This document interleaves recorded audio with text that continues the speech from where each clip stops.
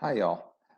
This particular little video is going to walk you through a kind of more complicated example of finding current when we've got a mixed circuit. And we'll actually be using the exact same circuit as the very last one in the last video. So that's what we have on tap. Let me go find my file and get that up on the screen. All right, there we are. No real need to see my face. We'll get rid of that. Okay, so this is the exact same circuit as we had for the last example in the last set, with one exception. We've got this little switch down here. So switch right there. We're also given the values of all the resistors. So we're told the resistances. And what is it that we're asked for? We're asked to find the current through, oops, what's going on here? We're asked to find the current through resistor 3, and we're asked to find the current through resistor 5. Those are our two goals, at least in part A. We're also told that we want to draw a schematic of the way the current flows through the circuit. And we're also asked about energy use for this thing. So let's cover that one first, maybe, at least initially. So part C says, if this switch down here, right there that I circled, is left open for 60 minutes, how much energy is used? Yeah, let's think about that for a minute. If the switch is open, we don't have a complete circuit. If we don't have a complete circuit, no current flows. If no current flows, then no energy is being used. So what do we need to do? Well, we need to close the switch. As a matter of fact, if we don't close the switch, then the answer to part A is really easy because no current flows, so that would be 0, and that would be 0. They'd both be 0. You know, that's no fun at all, so let's close that switch.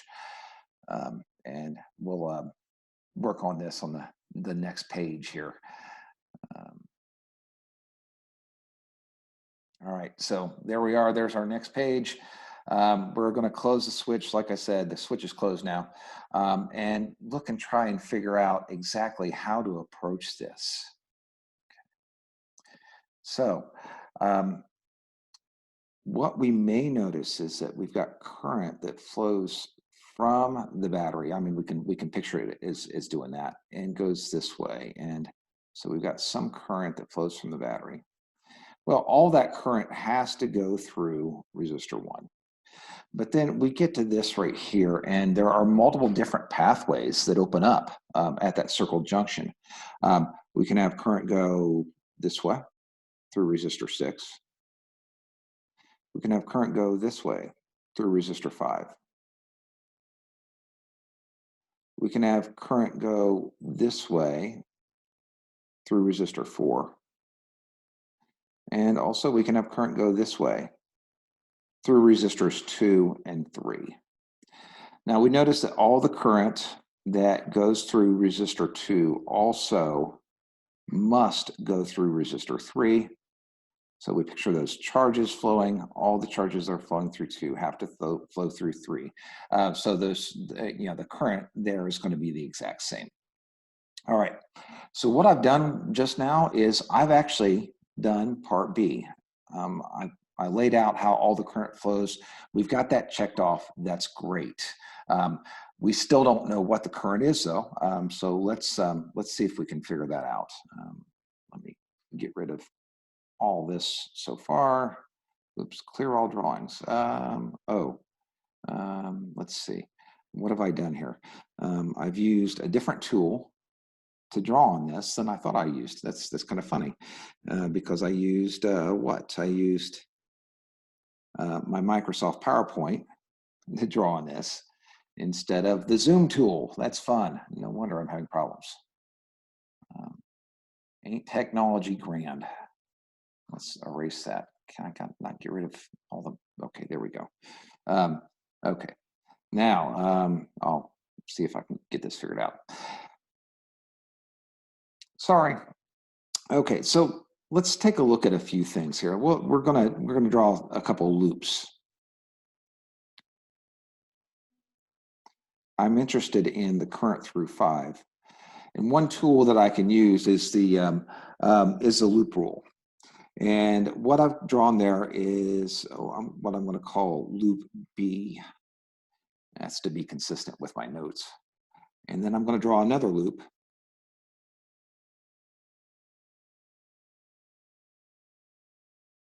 That one there. And we'll call that one loop A. Okay. Now, Kirchhoff's loop rule tells us that the voltages around those loops has to sum to 0. So for instance here, if we look at maybe loop B,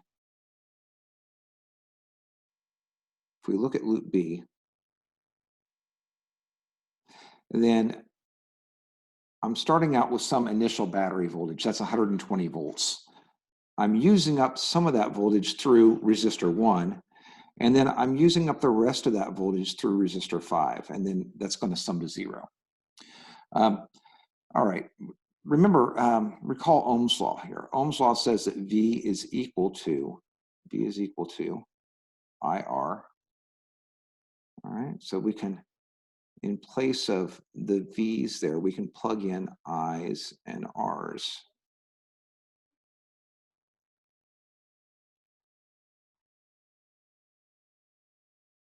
Okay, there we are.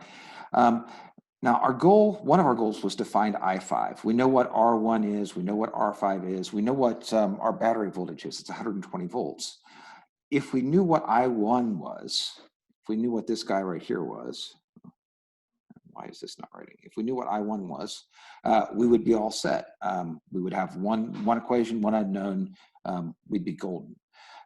So what we need to do is kind of hold this in our mind and then figure out what I1 is. All right. So I pointed out earlier that all of the current that comes from our battery has to flow through resistor 1, that I total, or I1, is equal to I total. So if we knew I total, we would know I1. Let's see, in order to figure out I total, we know V total, we can use Ohm's law.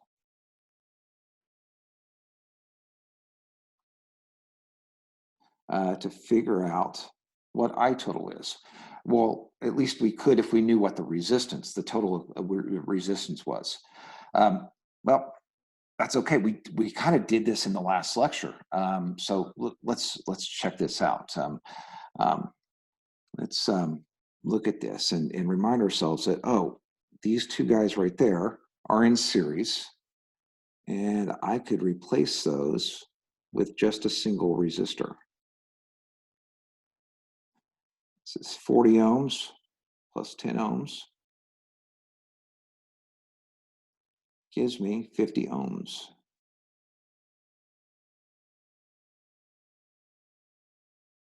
Okay, so I could replace that with just a single 50 ohm resistor. Let me maybe move on to the next. I could replace that with a single 50 ohm resistor. So let's do that here. Got there, got right here, right there, right there. On my resistors, I've got this one right here. All right. Now, if I look at these 4, those are all in parallel. And I can figure out the equivalent resistance there by going, oh, well, I'll use my equation for parallel resistors. So this looks like 1 over RB is equal to 1 over RA. That's that 50 ohms that we just figured out, plus 1 over R4, plus 1 over R5, plus 1 over R6. All right, if I fill in all the values that I have, which we had on the previous page, RA is 50 ohms, R4 is 10 ohms, R5 is 20 ohms, R6 is 20 ohms, and I plug all that in and I plug it into my calculator. I get that 1 over B is equal to 0.22 ohms, or inverse ohms. All right, so then RB would be equal to 1 over 0.22 inverse ohms. RB ends up being 4.55 ohms. All right, so that's my equivalent resistance there for those four that are in parallel. Well, what's our next step? Our next step is to redraw that circuit. So go ahead and do that.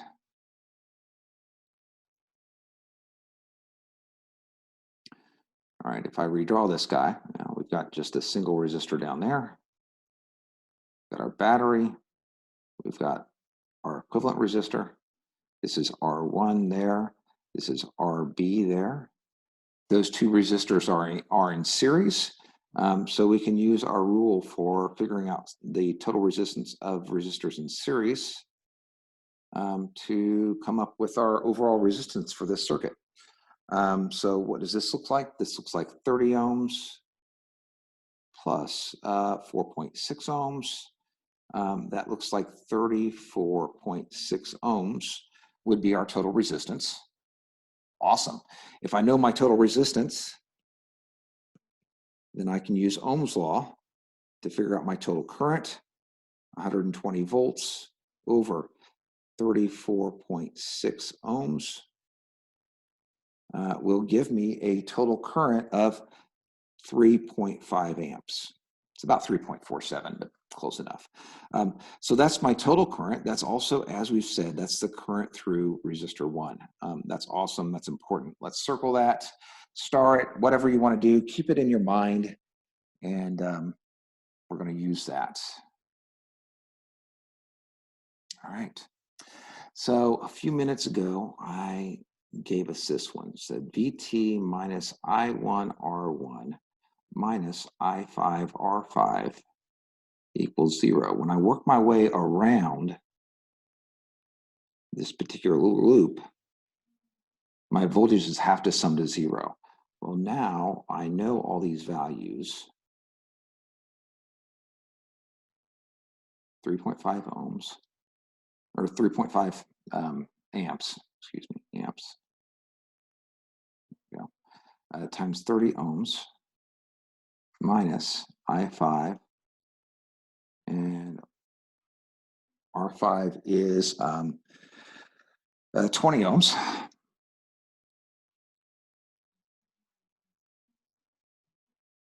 Okay, so I filled it in. It's a little sloppy. I know. I apologize. Wish I could do a little bit better. But I5 is what is it? 0.79 amps. So that's how much current is running through resistor 5. Well, I can do the exact same thing with resistor 3. Okay, except when I look at this, when I sum all these guys up, I start out with some initial voltage. I'm using up some voltage through resistor 1, that's I1R1. I'm using up some voltage through resistor 2, that's I2R2. I'm using up some voltage through resistor 3. Oh, wait a second. That's right. We said that the current through resistor 2 and the current through resistor 3 was the exact same. So let's just call this I2. R3 is equal to 0. Okay, well, fill in the values. This is 120 volts minus I1. What's I1? That's 3.5 amps times 30 ohms minus I2 times 40 ohms minus I2 times 10 ohms. And that totals to 0. And then if we look at this, this is 120 volts minus whatever that is, minus I2, and then 40 plus 10 is 50. All right, and then when we go through and we do the solution, we end up getting that I2 is 0.32 amps. Well, that's the exact same thing that I3 is, because all of the current that goes through I2 must go through I3. It has no choice. All right, so we've got our two currents that I actually asked you guys for. Now this circuit is kind of so neat that I don't want to let it go quite yet. So we're going to look at a couple more things here. I might want to know, well, how much voltage is it that I use up through resistor 5? What's my voltage through 5? Well, the voltage through 5 is what? It's I5, R5. At this point, we have those values. They're 0.79 amps times 20 ohms. That's 15.8 volts. Okay, cool. Well, oh, all right. Well, what's the voltage across 6? Well, you know what it is? It's 15.8 volts. What's the voltage across 4? Well, you know what it is? It's 15.8 volts. Well, what's the voltage across the combination of 2 and 3? Well, it's 15.8 volts. Why? Because if I go from that dot right there to that dot right there, no matter what path I take, I've got to use up the exact same amount of voltage, because I start out with some initial voltage there with my power supply. I use up some voltage through resistor 1, and then I've got to use up the rest in going from this dot to that dot, no matter which one of these 4 different pathways I take. Just like water in a waterfall falls from some height to some other height, it's using up the same potential energy in falling from a high place to a low place, no matter what kind of splits it takes along the way. Here, when we go from one dot to the other dot, we have to use up the exact same amount of voltage. Now, just for the sake of curiosity, V3 is equal to I3 R3. This is, what is this? This is 0.32 amps. We just figured that out. Times 10 ohms. That's 3.2 volts. So what would V2 be? Well, V2 then would be 15.8 minus 3.2 would be 12.6 volts. All right. So there's the voltages. All right, one more thing that we have to knock out is part C. And part C said that if this thing is left on for 60 minutes, then how much energy is used? Okay.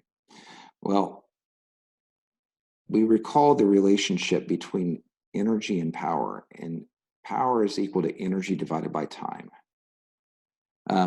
If we've got a circuit, then the total power use of the circuit is the total current times the total voltage that's driving that current. So this looks like 3.5 amps times 120 volts. It looks like our power is 420 watts. Watts is the unit of power. And then let's see, what would energy be equal to? Energy would be equal to power times time. We've got 420 watts times 60 minutes. Of course, we can't do that. We've got to operate in seconds. There's 60 seconds for every minute. When I punch this into a calculator, I get out the result 1.51 times 10 to the 6th joules. And that is my energy usage right there. All right, guys, you know it's a bit long, but there's a lot of kind of rich detail here that I hope you got out of this. All right, we will Talk to you later.